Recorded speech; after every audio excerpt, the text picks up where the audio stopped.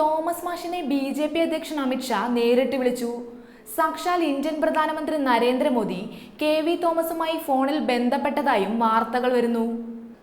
അവസാന നിമിഷം കോൺഗ്രസ് കരിമ്പിൻ ചണ്ടി പോലെ വലിച്ചെറിഞ്ഞ കെ.വി. തോമസിനെ ഇരുകൈയും നീട്ടി സ്വീകരിക്കാൻ ഒരുങ്ങി നിൽക്കുകയാണ് ബി.ജെ.പി.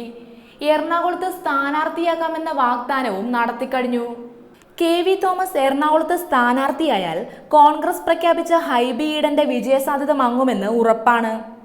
അടുത്തിടെ കോൺഗ്രസ് വിട്ട് ബി.ജെ.പിയിലെത്തിയ ടോം വടക്കന്റെ നേതൃത്വത്തിലാണ് ഇത്തരമൊരു നീക്കം നടക്കുന്നത്. കെ.വി. തോമസ് ഇതിനോട് പ്രതികരിച്ചിട്ടില്ല എന്ന് കോൺഗ്രസ് നേതാക്കൾ വിശ്വസിപ്പിക്കാൻ ശ്രമിക്കുമ്പോഴും എന്തെങ്കിലുമൊക്കെ സംഭവിക്കുമെന്ന് തന്നെയാണ് രാഷ്ട്രീയ നിരീക്ഷകർ വിലയിരുത്തുന്നത്. ബി.ജെ.പിയുടെ സ്ഥാനാർത്ഥി നിർണയ യോഗത്തിൽ ഈ വിഷയം ചർച്ച ചെയ്യും.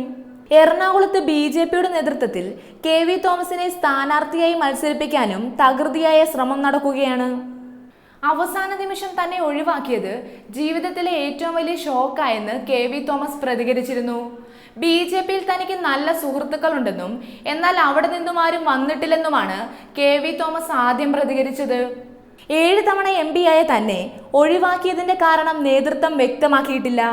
കോൺഗ്രസിൽ തന്നെ തുടരുമോ എന്ന മാധ്യമപ്രവർത്തകരുടെ ആവർത്തിച്ചുള്ള ചോദ്യത്തിന് വ്യക്തമായ മറുപടി നൽകാൻ കെ.വി. തോമസ് തയ്യാറായില്ല.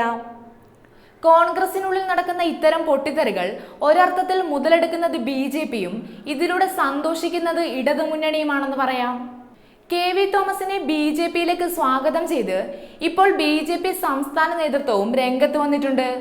കൊച്ചിയിൽ നടന്ന മാനേജ്മെന്റ് വിദഗ്ധരുടെ ദേശീയ സമ്മേളനത്തിൽ പ്രധാനമന്ത്രി നരേന്ദ്രമോദിയെ കെ.വി. തോമസ് പുകഴ്ത്തി സംസാരിച്ചതാണ് കെ.വി. തോമസിന് എറണാകുളത്ത് സീറ്റ് നഷ്ടമാകാൻ കാരണമെന്ന വാർത്തകളും പുറത്തു വരുന്നുണ്ട്.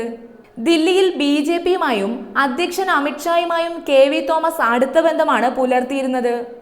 ഇത്തരത്തിലുള്ള കെ.വി. തോമസിന്റെ നടപടികൾ രാഹുൽ ഗാന്ധി അടക്കമുള്ള നേതാക്കളിൽ അതൃപ്തിയുണ്ടാക്കിയെന്നാണ് വിവരങ്ങൾ.